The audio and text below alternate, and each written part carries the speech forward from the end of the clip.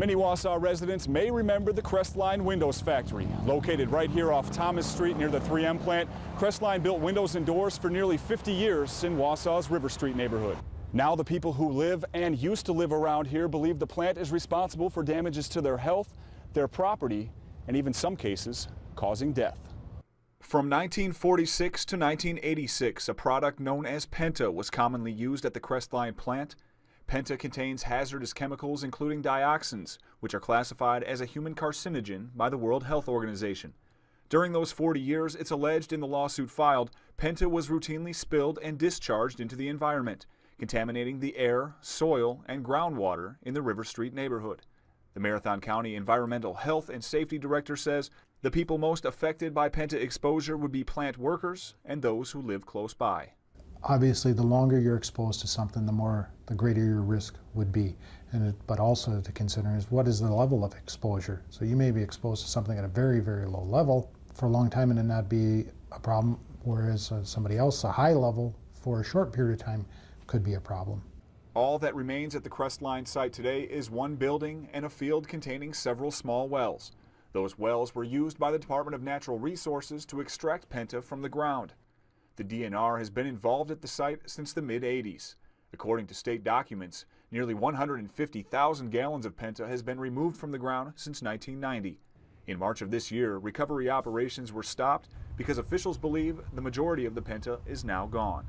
They have multiple recovery wells out there, and it was slowly dwindling down to where only a few wells were recovering product. And then in the last year, that amount has dropped to sometimes where none of the wells would recover any product. Wausau Incorporated is the current owner of the Crestline site. The company is a subsidiary of Century Insurance based in Stevens Point. In 2008, 6 River Street neighborhood residents sued Wausau, alleging personal injury and property damage caused by the release of chemicals into the environment. By the time the lawsuit hit Marathon County Court in 2009, more than 140 plaintiffs were involved. Many of them say they developed cancer and other illnesses from exposure to Penta and the poisonous dioxins contained within. There are probably 30, cases of cancers. The primary driver behind most of the illnesses would be the presence of dioxins in the soils, in the air, in the surface soils around the neighborhood that people would have inhaled and ingested over time just from living in an area. Court documents show that 6 of the claims are from estates filed on the behalf of people who are now deceased.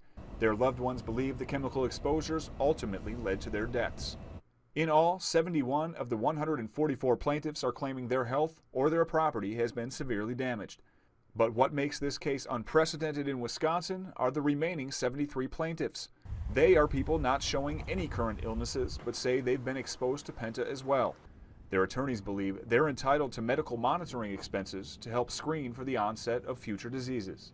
We believe that that's an appropriate claim to be made in a case like this, where you've got a sort of a known polluter who has polluted an area that is sort of a matter of public health and policy. It makes more sense for that polluter to pay for enhanced medical monitoring than for an individual to pay for it themselves. In 2009, attorneys for Wausau moved to dismiss the claims of those 73 plaintiffs. In 2010, a trial court upheld the dismissal.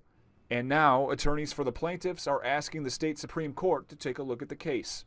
The Wisconsin court has never ruled on medical monitoring claims before, and the final ruling would set precedent for all similar cases in the future. We call it a case of first impression, and that's the way that we've addressed it to the Wisconsin Supreme Court, that this is deserves their attention. If we're going to have a rule on this thing, it should be decided on by the Wisconsin Supreme Court on an issue like this.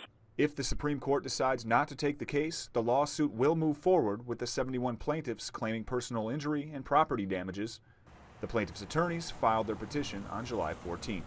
They expect to know whether or not the Supreme Court will take the case within the next month or two. Either way, the end result will likely be looked at in all future medical monitoring cases in the state. In Wausau, John DesRivieres, News Channel 7.